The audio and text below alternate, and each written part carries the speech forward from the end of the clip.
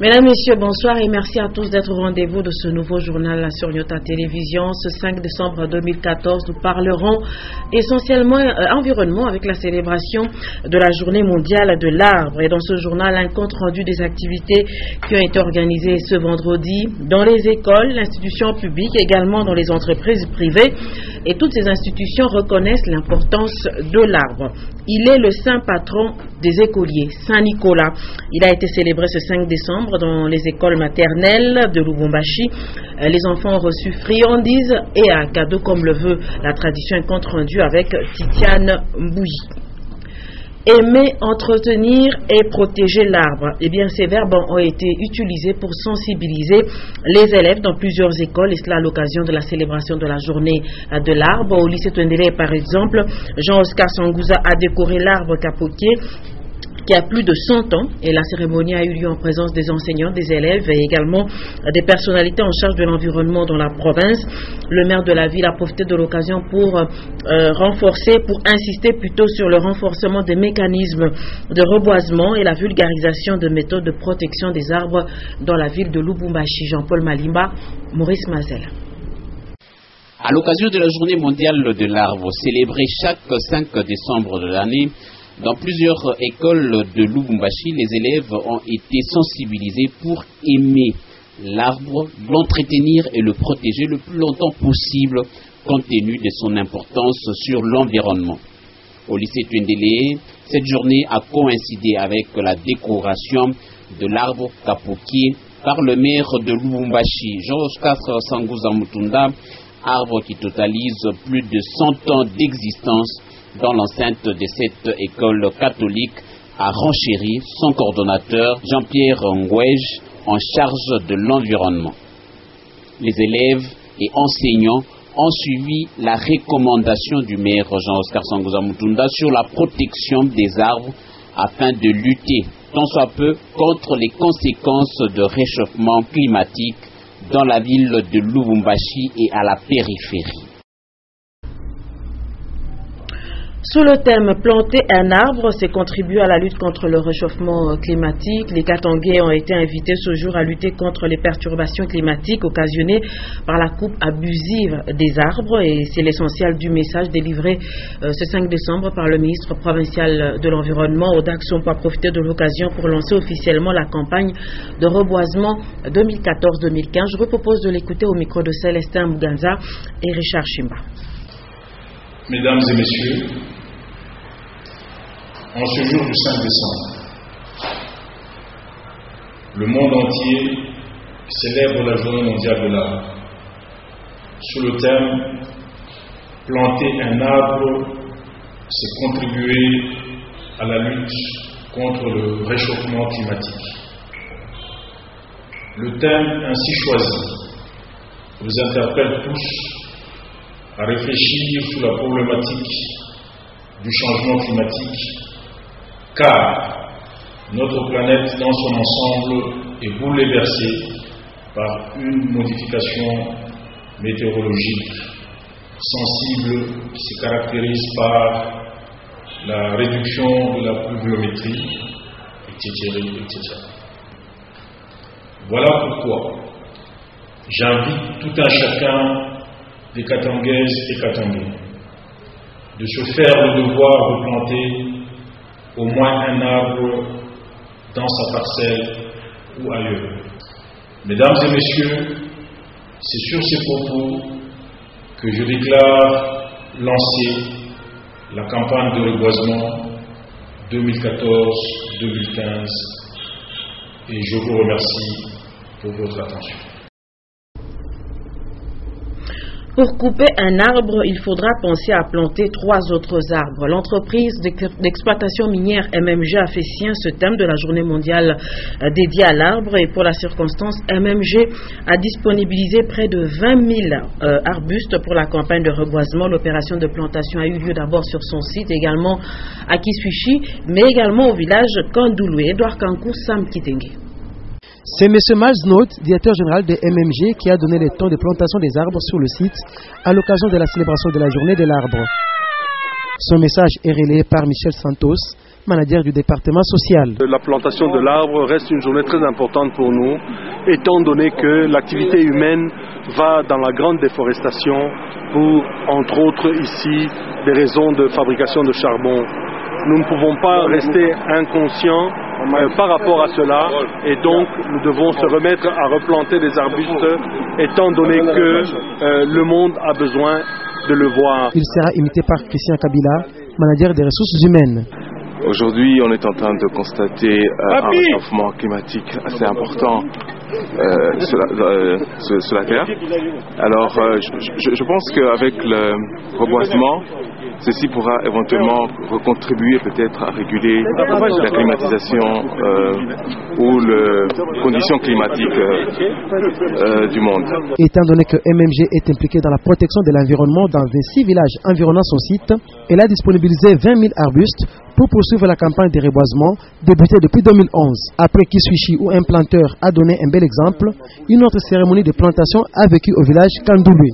Elle a été présidée par Michel Santos, qui, après avoir expliqué l'importance de l'arbre, a procédé à la plantation symbolique aux côtés des élèves et autres invités. Soucieuse de la protection de l'environnement, l'entreprise Rwashi Mining a également célébré la journée mondiale de l'arbre.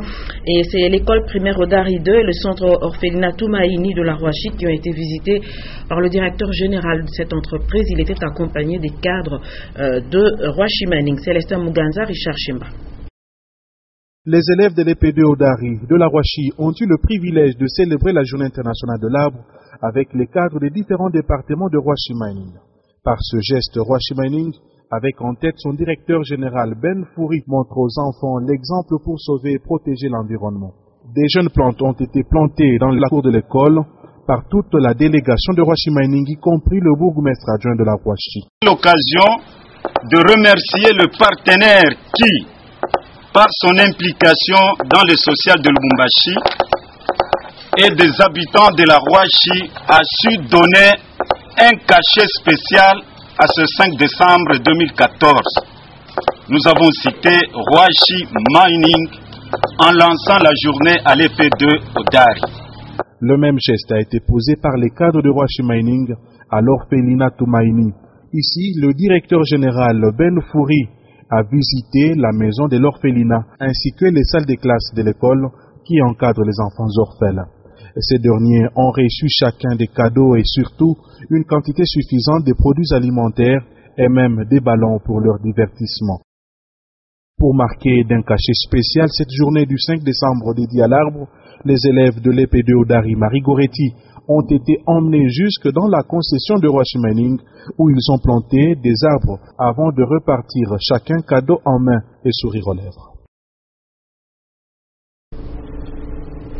Mesdames, Messieurs, nous changeons de registre pour parler à présent éducation. Et c'est pour vous dire que les élèves des écoles Jekamine Kipushi pourront peut-être bientôt reprendre les cours. Le commissaire de district du Haut-Katanga, Mme Marthe Chiengo, a échangé sur le sujet avec l'administrateur délégué de la Jekamine qui, lui, a rassuré de la paix incessante des enseignants vacataires qui étaient jusque-là en grève. Un reportage de Lumière Moussaou et Lulumami. Pour trouver une solution palliative à la situation des enseignants vacataires dans les écoles Jekamine de la cité minière de Kipushi, le commissaire de district du Haut-Katanga a rencontré l'administrateur délégué général de cette entreprise. Après leur entretien, ces enseignants qui réclamaient le paiement de plus de 8 mois de salaire, sans oublier bien d'autres avantages, étaient censés toucher leur arriéré ce vendredi 5 décembre 2014. La joie d'avoir eu cette nouvelle, de savoir que nous, les élèves, nous allons reprendre, nous, les élèves de Mongote, nous allons reprendre avec le cours le lundi, et ça me va tout au cœur parce que madame, le commissaire des districts a décidé à ce problème, et là, je suis vraiment très ravi à savoir cette nouvelle. Bien sûr, parce que nous avons raté tant de cours, et là, nous allons rattraper vite, le plus vite possible. Je me sentais très mal à l'aise parce qu'on ratait plein de cours et qu'on était en retard. Et hâte qu'on puisse reprendre vraiment. Comme on n'étudie pas, ça nous met mal à l'aise et qu'on nous met en retard. Si on étudiait vraiment, je serais très contente. C'est un ouf de soulagement pour les élèves des écoles Jekamine qui sont restés plusieurs jours sans étudier. Après cette étape, C'est seulement le lundi 8 décembre prochain que ces enseignants pourront reprendre la craie. Et nous restons dans les écoles pour parler du saint patron des écoliers. Eh bien, c'est Saint-Nicolas qui a été célébré également ce 5 décembre dans plusieurs écoles de Lubumbashi. À cette occasion, le personnage a visité les enfants de la maternelle. Il leur a donné des friandises, il leur a apporté des cadeaux, surtout aux plus sages, comme le veut la chanson. Titiane Bouilly et Michel Olela ont visité plusieurs écoles de Lubumbashi. Suivez. Alors qu'elle se célèbre le 6 décembre de chaque année, la Saint-Nicolas a été fêtée ce vendredi 5 décembre dans plusieurs maternelles de la ville. Pour cause, cette fête tombe un samedi, jour de repos pour les tout-petits. Des cérémonies au cours desquelles le Père Noël remet à chaque élève un cadeau. Dans certaines écoles, les responsables préfèrent donner les mêmes cadeaux à tous afin d'éviter la différence et le complexe dans le chef des enfants. D'autres écoles, par contre, demandent aux parents d'élèves d'apporter leurs cadeaux à l'insu des enfants quelques jours avant la fête.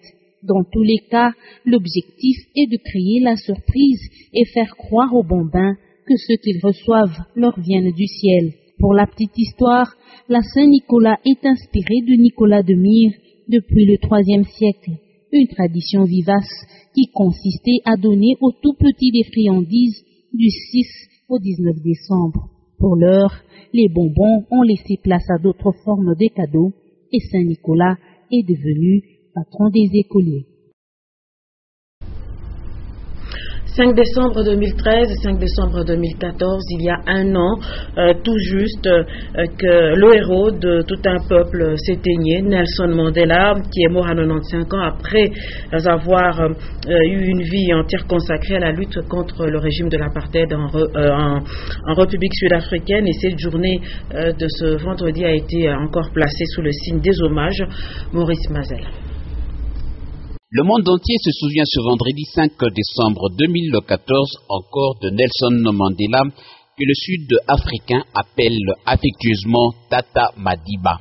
Cette icône de la lutte contre l'apartheid est née en 1918 à Koulou, son village d'enfance, dans le sud de l'Afrique du Sud, où gît sa dépouille mortelle. Mandela s'est éteint à Johannesburg un 5 décembre au terme de 67 années de militantisme. Il a le mérite d'avoir donné à son pays la démocratie sud-africaine.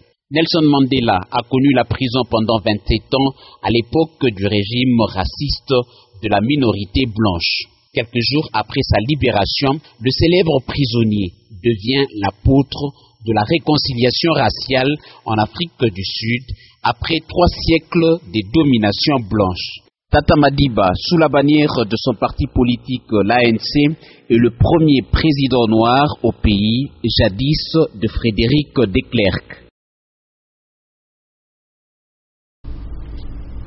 Mesdames, Messieurs, nous allons parler sport avant de nous quitter. Il s'agit pour le compte donc de la 8e journée de la Ligue nationale de football. Et ce samedi 6 décembre 2014, la jeunesse sportive Groupe Bazano reçoit le Daring Club Motema Pembe, Mireille Moadi et Félix Kalombo. Bazano Daring Club Motema Pembe attendu pour ce samedi 6 décembre 2014 au complexe Frédéric et Bassa Maliba. José Mondele et ses poulains ont effectué la traditionnelle reconnaissance du terrain. Connaissant l'adversaire, ils se disent prêts à l'affronter. C'est une très bonne équipe qui joue physique. C'est une équipe qui a envie de gagner. Et je crois que nous avons aussi les atouts pour détourner tous leurs forces. Mais je crois que mon équipe est capable de faire la différence. Leader au classement du groupe B avec 6 points, DSMP compte réaliser un bon résultat pour se maintenir en pole position. Mesdames, Messieurs, c'est donc la fin de cette édition d'information. Ne nous quittez pas tout de suite, puisqu'à l'occasion de la célébration de la journée mondiale de l'arbre, juste après ce journal, vous pourriez suivre 2 pages magazine. La première, elle concerne l'entreprise minière MMG qui a célébré également cette journée. Sachez que cette entreprise a disponibilisé près de 20 000 arbustes pour la campagne de reboisement. L'opération de plantation a eu lieu d'abord sur son propre site, également à Kisushi, au village Kandou. Douloué. L'entreprise Washi Mining également est soucieuse de la protection de l'environnement. Elle a visité avec son directeur général l'école primaire Oudari 2 et le centre Orphelinat Toumaïni, accompagné donc des cadres de l'entreprise. Merci de nous avoir suivis et je vous souhaite une très très bonne suite de programmes sur Nyota Télévision. Au revoir.